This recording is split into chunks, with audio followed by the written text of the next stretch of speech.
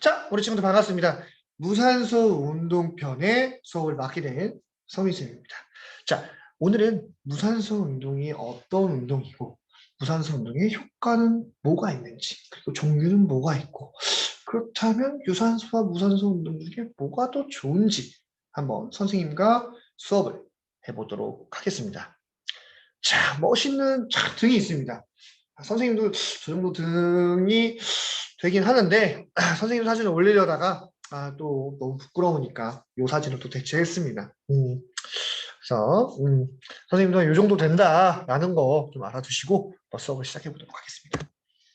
자, 무산소 운동이란 무엇이고 종류 어떤 종류가 있는지 무산소라고 하면 산소를 사용하지 않는 건데 그런 운동이 있나? 라고 한번 생각을 해볼 수도 있겠지만 정말 다양한 종류가 있다는 거 우리 일상에도요. 그리고 무산소 운동의 효과와 장점들이 뭐가 있고 단점은 또 뭐가 있는지 우리가 주의해야 될 건 뭐가 있는지 한번 살펴보도록 하겠습니다.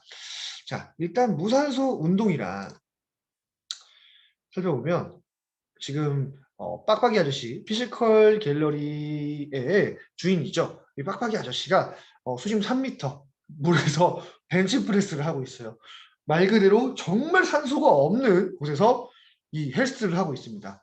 선생님 그러면 저렇게 산소가 없으면 무산소 운동 맞는 거 아니에요? 아니 뭐 뜻을 산소가 없다 무산소 운동이긴 하죠. 뭐 산소가 없는 곳에서 운동을 하니까. 하지만 우리가 운동 생리학이든 운동에서 가장 중요한 이 무산소 운동의 개념과 정의는 그것과 조금 다릅니다. 그럼 우리가 정말로 무산소 운동에 대한 개념과 정의를 어떻게 해야 되는지에 대해서 알기 위해서는 가장 중요한 시스템을 알아야 돼요. 우리 몸이 어떻게 돌아가는지 이 에너지라는 시스템을 알아야 됩니다. 산소가 없으면 되는 운동인가? 그럴 수도 있겠지만 자, 이 에너지라는 시스템을 알아야 되는데요. 자, 쉽게 얘기하면 에너지는 ATP라고 하는 겁니다. 과학 시간에 배웠을지 모르겠지만 기억이 안 나는 친구가 있을 수도 있어요. 굳이 ATP를 외울 필요 없습니다. 선생님, 체육 시간인데 무슨 영어예요. 오케이. 영어 몰라도 돼. 딱 이 에너지라는 것만 기억합시다. 에너지는 다 기억할 수 있죠. 우리 건전지 어떠한 리모컨을 이용할 때도 건전지 사용하는 이런 에너지가 필요하고요. 심지어 핸드폰을 사용할 때도 충전기를 꽂지만 전기가 없으면 컨센트가 없으면 에너지가 즉 충전이 되지 않습니다. 우리 몸도 똑같습니다. 우리가 먹지를 않으면 먹고 탄수화물이라든지 단백질이라든지 이런 걸 먹지 않으면 우리 몸에는 에너지가 없어서 활동을 할 수 없게 됩니다. 자, 그렇다면 이 에너지와 무산소 운동과는 도대체 어떤 관계가 있길래 갑자기 에너지가 튀어나오냐? 한번 살펴보도록 하겠습니다. 자, 우리 이 에너지 시스템을 알아야 되는데요. 에너지 시스템을 알아야 되는데요. 이 에너지 시스템은 우리 몸이 에너지를 사용하기 위한 기본적인 구조입니다. 구조 시스템입니다. 자, 선생님이 크게 세 가지의 에너지 시스템을 나열해 놨습니다. 여러분들이 봤을 때 처음 보는 단어들일 수도 있고 뭐 아는 단어들일 수도 있어요. 그래서 선생님이 여러분들 좀 쉽게 이해하기 위해서 맨 첫 번째 ATP PCR 시스템에 5G라고 적어놨고요. 해당 과정 혹은 젖산 시스템이라는 것에 LTE라고 적어놨고요. 유산소 시스템에 3G라고 적어놨습니다. 자, 그렇다면 선생님 질문. 자, 여기서 가장 빠른 시스템은 뭘까요? 자, 오른쪽에 힌트를 줬는데 그렇죠. 5G라고 적혀있는 ATP PCR 시스템이 가장 빠른 시스템입니다. 우리 몸에서 에너지를 가장 빨리 끌어다 쓸 수 있는 시스템을 ATP PCR 시스템, 옆에 5G라고 적어놓은 저 5G입니다. ATP PCR 시스템, 포스포크레아틴이라는 건데 너무 어려워. 그냥 5G로 기억하자. 자, 5G. 제일 빠른 우리 몸의 에너지를 가장 빨리 끌어다 쓰는 건 이 5G입니다. 자, 근데 이 5G는 5초에서 15초밖에 에너지를 사용 못해. 그래서 정말 이 역도 아니면 뭐 헬스 딱 요 시스템밖에 사용을 못합니다. 그러면 에너지가 벌써 고갈이 돼. 근데 금방 고갈되는 만큼 금방 회복이 됩니다. 그래서 15초밖에 못 사용하지만 한 1분, 3분 정도 쉬면 다시 이렇게 회복이 됩니다. 아시겠죠? 그래서 우리는 이 5G라는 ATP PCR 시스템을 가장 먼저 사용하고요. 그 다음 자, 엄마가 핸드폰 요금을 바꿔주겠대. 그럼 여러분들 뭐 바꿀까? 전 세계 중에 5G, LTE, 3G 중에. 그치? 5G로 바꾸겠지. 당연히 5G로 바꿀 거야. 근데 5G인데 엄마가 2기가밖에 신청을 안 해놨어. 딱 제한을 걸어놓은 거야. 자, 2기가면 유튜브 한 20개 보면 끝납니다. 데이터 켜놓고 나도 와이파이로 해놓는 것 같은데 갑자기 데이터를 다 사용했대. 유튜브 보다가. 이게 무슨 일이야. 그래서 그걸 방지하기 위해서 다행히 어머니가 LTE를 쓸 수 있게끔 걸어놓으셨어. 락을 걸어놓으셨어. 5G 다 쓰면 LTE를 쓸 수 있게끔. 그 다음 5G 다음 사용하는 바로 LTE 시스템이 해당 과정 시스템입니다. 우리 몸에서 15초 정도 다 이 5G를 사용한 난 다음에 이 LTE라는 것을 사용하게 되는데 해당 과정 시스템을 사용하게 되는데 이건 약 1분에서 2분 정도밖에 사용할 수 없는 에너지 시스템입니다. 그래서 우리는 무산소 시스템이라고 하는 이 5G와 LTE 이 두 가지 시스템만을 사용하는 것이 바로 무산소 운동입니다. 그래서 이러한 시스템을 사용하는 것이 무산소 운동이다 라고 정의할 수 있겠습니다. 그래서 무산소 과정과 유산소 과정이 구분되고 무산소 과정에는 ATP PCR 시스템 5G가 있고요. 젖산 시스템 해상 과정이라고 하는 시스템에 LTE가 들어가 있는 겁니다. 그래서 아주 짧은 운동과 고강도, 높은 강도의 운동을 할 때 우리는 이 5G와 LTE를 가장 빠른 5G, LTE를 사용합니다. 그래서 이제 5G, 이 ATP PCR 시스템을 정의하면 우리 근육의 저장량이 굉장히 적기 때문에 높은 강도, 최대로 높은 강도의 운동할 때 약 3초에서 15초 사이에 금방 고갈이 돼버립니다. 그래서 우리는 역도, 헬스, 100m나 달리기 같은 아주 짧은 시간에 높은 강도의 운동에 이 5G를 사용하게 됩니다. 자, 그렇다면 아까 얘기했던 이 LT는 선생님이 몇 분 정도 사용할 수 있다 했죠? 그렇죠. 1분에서 2분 내에 최대로 운동할 수 있는 주요 에너지를 이 해상 가정 시스템 LT라고 합니다. 그래서 우리가 청량중학교 한 바퀴를 전력 질주 달리기 하면은 5G를 쓰다가 5G 다 쓰면 LTE로 전환되면서 LTE를 사용하게 되는 그러면 청량중학교 한 바퀴 전력 질주 달리기는 무슨 운동이다? 무산소 운동이다. 자, 그리고 3학년들 선생님이 3학년들 항상 이제 뭐 게임에서 지거나 체조할 때 목소리가 작으면 선생님이 뒤로 돌아가면서 자, 농구 골대 한 명 출발 하면서 여러분 달리게 하죠. 그러면 몇 초 정도 뜁니까? 왔다 갔다 하면 20초? 빠르면 20초 정도? 그리고 오래 걸리면 3초 정도 걸리죠? 자, 그러면 이 골대를 찍고 오는 이 심폐지구력의 운동은 유산소 운동입니까? 무산소 운동입니까? 그렇죠. 시간이 짧고 높은 강도로 운동을 했기 때문에 무산소 운동이 되는 겁니다. 자, 이제 무산소와 유산소의 운동을 좀 구분할 수 있겠죠. 즉, 이렇게 어떤 시스템을 사용하느냐에 따라서 운동이 구분될 수 있다는 것을 여러분들이 짚고 넘어가면 오늘의 수업은 끝났습니다. 여기까지 이해하면 완벽해. 아주 좋아. 아주 최고입니다. 자, 그래서 이러한 시스템을 사용해서 우리 몸에는 이런 글루코스라는 이 탄수화물이 분해돼서 ATP 이런 에너지가 사용된다라는 것을 이렇게 그림과 영어로 설명을 해놨는데 나중에 여러분들이 체육 선생님이 관심이 있다면 이러한 생리학에 대한 에너지 시스템도 공부할 수 있어야 된다는 것을 알고 넘어가셨으면 좋겠습니다. 그래서 결론적으로 무산소 운동이란 산소를 사용하지 않고 무산소 에너지 시스템 선생님이 아까 무산소 에너지 시스템 2개 있다 그랬죠.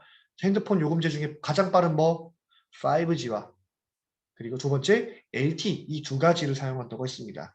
그래서 이 5G와 LTE를 사용해서 아주 짧은 시간 높은 강도의 운동을 바로 무산소 운동이라고 합니다. 자, 그래서 결국에 이 에너지 시스템을 설명한 이유는 이 무산소 운동과 정말로 밀접한 관계를 갖고 있기 때문에 선생님이 이러한 어려운 시스템에 대해서 한번 설명을 해봤습니다. 자, 그렇다면 이러한 5G와 LTE라는 시스템을 사용하는 무산소 운동엔 어떤 운동이 있을까? 자, 맨 첫 번째 왼쪽에 보이는 드웨인 존슨, 영화 배우이자 레슬링 선수였었던 이 드웨인 존슨이 케이블로 운동을 하고 있습니다. 가슴 운동을 하고 있습니다. 드웨인 존슨이 말했죠. 몸이 좋아지기 위해선 어떻게 운동을 해야 됩니까? 드웨인 존슨이 딱 말합니다. 헬스장에서 가장 무거운 무게를 들어라. 진짜 명언입니다. 맞습니다. 가장 무거운 무게를 들려고 하는 겁니다.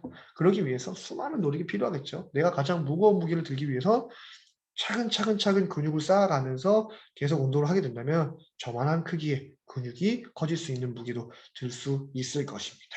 자, 그래서 우리가 가장 흔히 할 수 있는 우리 남자친구들, 저희 반에도 이제 헬스를 좋아하는 친구가 있는데 그러한 이 몸 만드는 데 관심이 있는 이런 헬스가 무산소 운동 중에 대표적인 무산소 운동이 될 수 있겠고요. 두 번째 가운데 보이는 되게 멋있는 남성미 있는 탁 달리기 탁 90도 만들어서 만드는 육상 달리기 자세를 취하고 있는데 육상도 뭐 마라톤이 있고 100m가 있고 400m가 있고 1500이 있는데 아주 선생님이 처음에 뭐라 그랬죠? 무산소 운동은 짧은 시간 고강도 운동이라고 했죠. 그래서 이 짧은 시간 약 1분에서 2분 내지까지 끝낼 수 있는 이런 400m까지가 무산소 운동에 해당되겠고, 그리고 마지막 세 번째 우리 로즈란 우리 장미란 역도의 레전드죠. 역도의 레전드 선수. 이 장미란 선수가 하는 이런 운동의 종류, 이 역도 또한 무산소 운동에 해당된다고 할 수 있겠습니다. 그럼 이것밖에 없나? 아니죠. 굉장히 많습니다. 역도, 다이빙, 미식축구, 레슬링, 야구, 400m 달리기, 축구, 200m 수영부터는 조금 유산소와 섞여 있네요. 자, 이 표를 보는 방법은 굉장히 간단합니다. 이 오른쪽에 있는 게 무산소 운동의 퍼센테이지고요. 왼쪽에 있는 게 유산소 운동의 퍼센테이지입니다. 그래서 역도 같은 경우는 무산소 운동이 100%, 유산소 운동이 0% 들어간다는 얘기고요. 반대로 이런 복싱과 같은 경우에는 유산소 50%, 무산소 50% 이렇게 들어간다는 얘기입니다. 자, 그럼 마라톤 같은 경우에는 어떻게 될까요? 그렇죠. 유산소 100%, 무산소 0%, 조깅도 마찬가지고요. 그렇게 해서 운동의 시간이 늘어나면 늘어날수록 유산소 운동에 해당되고 운동 시간이 짧고 강도가 높을수록 단시간 고강도 운동일수록 무산소 운동에 해당된다라고 생각을 하시면 될 것 같습니다. 자, 거의 다 왔습니다. 조금만 힘내서 한번 수업을 들어봅시다. 자, 이제 무산소 운동의 효과와 장점이 있는데요. 딱 세 가지를 선생님이 압축해 왔어요. 자, 첫째, 운동을 하면요. 우리 오른쪽에 있는 남성처럼 아주 근육이 뿜뿜하고 일어납니다. 그렇게 되면 당연히 근육량이 들어가기 때문에 힘도 세지겠죠. 힘도 세짐과 동시에 우리 몸에 이렇게 각선미가 있는 근육들이 만들게 되면서 멋지고 건강한 몸을 만들 수 있겠습니다. 우리 여학생들도, 우리 여성들도 이렇게 헬스라는 것을 운동하면 근육이 붙게 되면서 보다 탄력적이고 보다 핏한 옷들도 입을 수 있다라는 거. 그리고 굳은 살이라 그러죠. 그래서 이제 팔뚝살이라든지 이러한 살들도 헬스를 통해서 탄탄하게 만들 수 있다는 그러한 장점이 있기 때문에 첫째, 건강하고 예쁜 몸을 만들 수 있습니다. 근육량이 증가함에 따라서요. 둘째, 여기도 근육량이 증가하면 기초대사량이라는 게 증가합니다. 기초대사량은요, 쉽게 얘기해서 나의 칼로리라고 생각하면 돼요. 칼로리. 내가 이 칼로리를 이 정도의 선생님 같은 경우 예를 들면 선생님은 예를 들어 1800칼로리 정도 돼요. 하루에 기본 기초대사량이 1800칼로리 정도 됩니다. 그래서 선생님이 하루에 먹을 때 이 1800칼로리 이상을 먹게 되면 살이 쪄요. 이렇게 생각하시면 됩니다. 이런 기초대사량보다 많은 양의 칼로리를 먹게 되는 경우 살이 찌는 겁니다. 그래서 여러분들이 궁금하면 내 기초대사량이 어느 정도가 되는지 궁금하면 네이버에 기초대사량이라고 검색하면 여러분들의 나이, 키, 몸무게를 입력하면 기초대사량을 네이버가 측정해 줍니다. 그러면 내 기초대사량이 이 정도네? 라고 생각하고 여러분들이 먹는 음식을 한번 계산해 보세요. 그러면 내가 살이 오늘 먹은 게 찌는 건지 빠지는 건지 계산이 나옵니다. 내가 먹은 게 기초대사량보다 높다. 그러면 살이 찔 경우가 많고요. 내가 먹은 게 기초대사량보다 좀 적다 하면은 살이 조금씩 빠질 겁니다. 자, 그래서 기초대사량에 대해서 간단하게 설명을 했고, 그래서 다시 돌아와서 근육량이 증가하면 기초대사량이 올라간다는데, 쉽게 얘기하면 이런 겁니다. 몸에 근육이 많으면 많을수록 가만히 있어도 에너지가 쓰이는 거야, 몸에. 몸의 에너지가 이 근육을 유지하기 위해서 내 저장되어 있던 에너지를 막 쓰는 거야, 이 몸이. 그러다 보니까 우리 몸에 저장되어 있는 에너지가 이 근육에 에너지를 보충하기 위해서 계속해서 에너지를 쓰게 됩니다. 그러면서 자연스럽게 칼로리가 태워지고 몸에 다이어트 효과가 나게 되는 거예요.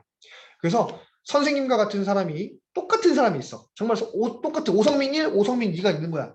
근데 오성민 1 지금 나는 근육량이 이렇게 똑같아. 많아. 근데 오성민 2는 근육량이 없어. 대신 몸무게만 똑같아. 지방이 많아. 그래서 우리 가만히 이렇게 앉아 있었어. 그리고 하루 종일 지났는데 몸무게를 쟀더니 오성민 1이 몸무게가 더 많이 빠져 있던 거야. 왜? 근육량이 많기 때문에 몸에 에너지를 근육에 막 보내기 때문에 자연스럽게 살이 빠지는 겁니다. 그래서 근육량이 없는 사람보다 많은 사람들, 있는 사람들이 보다 칼로리도 잘 태울 수 있고 다이어트 효과도 크다라는 점. 그래서 두 번째, 근육량이 증가하면 기초대사량이 올라가서 다이어트가 효과가 있다라는 장점이 있습니다. 그리고 마지막 세 번째는 심실력 두께가 증가하면 심실수 중력이 증가하고 일박 중력이 증가한다. 그게 뭔 소리야? 에이, 어렵죠.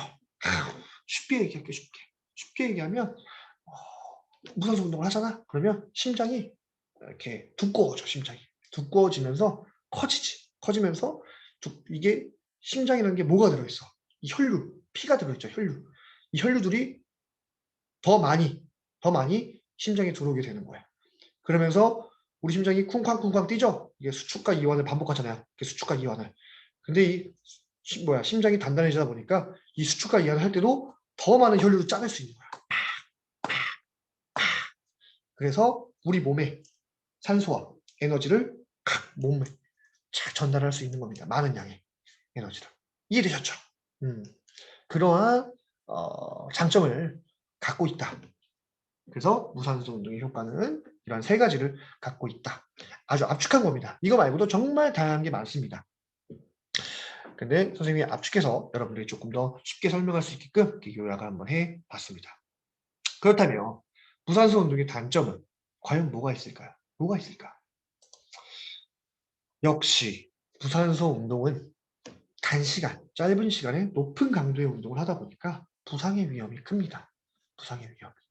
100m 달리기를 할 때도 내 몸에 있는 온 힘을 다 끌어다 쓰기 때문에 갑자기 이 하체에 있는 근육이 찢어질 수도 있고요. 헬스를 하다가 너무 무거운 무게 때문에 딸려서 허리를 다칠 수도 있고요. 들다가 또 허리를 다칠 수도 있고요. 팔을 다칠 수도 있고요. 그래서 이런 인대와 혈관과 관절에 손상이 크다라는 점. 하지만 운동 시작 전 철저한 준비 운동과 나 자신에 대한 상태를 파악하고 겸손하면서 적절한 무게를 설정하여 운동을 했을 때 부상의 위험이 줄어들 수 있게 됩니다. 그래서 가장 중요한 건 오버하지 말고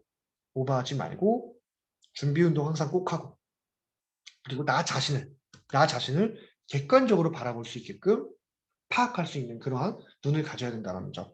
그래서 그러한 눈만 잘 갖는다면 여러분들은 운동할 때 부상의 위험이 보다 축소될 수 있을 것입니다. 자, 그래서 마지막으로 정리해 보도록 하겠습니다. 그렇다면 유산소 운동 대 무산소 운동, 과연 뭐가 더 좋을까? 솔직히 말해서 선생님은 무산소 운동이 더 좋아요. 전 무산소 운동이 좀 더 재밌어요. 네, 더 재밌고 뭐랄까, 선생님은 좀 더 그쪽에 취미와 흥미가 좀 잘 맞습니다. 이처럼 선생님은 흥미와 취미가 무산소 운동에 잘 맞기 때문에 무산소 운동을 선호해요. 하지만 유산소 운동이 무산소 운동보다 좋다. 유산소 운동이 무산소 운동보다 좋다라고는 말할 수 없습니다. 뭐가 더 좋다라고 말할 수 없어요. 왜? 목적에 따라 다르기 때문입니다. 내가 근육을 키우고 싶어. 난 큰 근육을 만들고 싶어. 하면 무산소 운동을 하면 돼요. 난 큰 근육보단 좀 얇은 근육, 이렇게 좀 갈라지고 조금 이렇게 뭐랄까 슬림하고 조금 뭔가 이게 이렇게 체력을 더 기르고 싶어 하면 유산소 운동을 하시면 되고요. 이렇게 어떤 목적을 갖느냐에 따라서 여러분들이 무산소를 하셔도 되고 유산소 운동을 하셔도 됩니다. 자, 이렇게 해서 오늘 무산소 운동에 대해서 저와 함께 배워봤습니다. 여러분들이 하는 운동이 어떤 운동인지 이제 여러분들 충분히 알 수 있겠죠? 짧은 시간에 높은 강도의 운동을 했어? 그러면 무산소 운동이고요. 나이키런처럼 천천히 걸어 다니면서 이렇게 장시간 아주 저강도의 운동을 했어. 그러면 유산소 운동이 되는 겁니다. 그래서 어떤 목적을 갖느냐, 어떤 취지를 갖느냐에 따라서 여러분들의 운동이 달라질 수 있기 때문에 어떤 운동을 하는지도 중요하고 그리고 내가 지금 어떤 운동을 하고 있는지도 아는 것도 굉장히 중요합니다. 알고 행동하는 것과 모르고 행동하는 것은 굉장히 큰 차이를 보일 수 있습니다. 그렇기 때문에 항상 운동도 여러분들이 알고 재밌게 즐기면서 할 수 있으면 좋겠습니다. 자, 이상 무산소 운동의 수업을 마치고요. 남는 시간은 여러분들 다음 수업 준비할 수 있도록 하면 되겠습니다. 자, 수업 듣느라 굉장히 고생 많았고요.